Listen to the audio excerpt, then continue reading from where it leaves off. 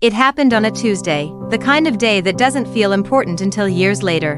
The rain had been falling since morning, thin and relentless, soaking through shoes, moods, and hope.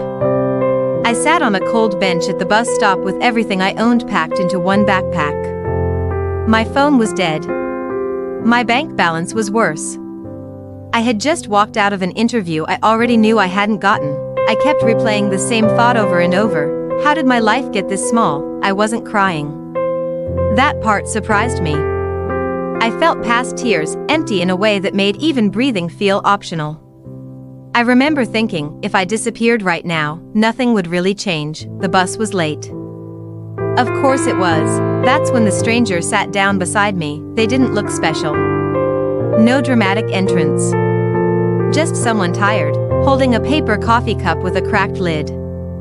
For a while, we sat in silence, listening to rain tap against metal and pavement. Then they spoke. Rough day? It was such a simple question. I almost laughed. Instead, something inside me broke just enough to answer honestly. Yeah, I said. Rough life, actually. They nodded like they understood. Like they'd been there too. We didn't talk much after that. They didn't ask for my story. Didn't offer advice. Didn't try to fix me. They just sat there, sharing the quiet, as if my pain didn't scare them. When the bus finally arrived, I stood up and realized I didn't have enough money for the fare. I froze. Heat rushed to my face. I mumbled an apology to no one in particular and stepped back, preparing to walk in the rain for who knows how long. The stranger stood up too, without a word. They tapped their card and gestured for me to go ahead. I've got it, they said. I shook my head immediately. No, it's okay. I'll figure something out. They smiled, not big or heroic. Just gentle. Let me, they said. One day, you'll do the same for someone else. I hesitated, pride fighting desperation. Desperation. Thank you, I whispered. I don't think they even heard me. As the bus pulled away, I looked back through the foggy window. The stranger was already walking in the opposite direction, coffee cup empty, shoulders slightly hunched against the rain. That should have been the end of it, but it wasn't, because something small had shifted inside me.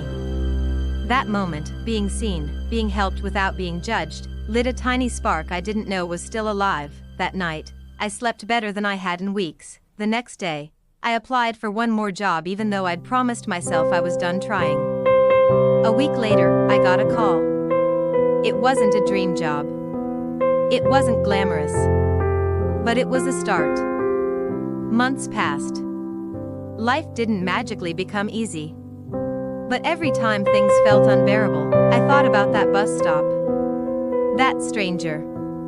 That simple act of kindness that asked for nothing in return. Years later, I was standing in line at a grocery store when the person in front of me came up short on cash.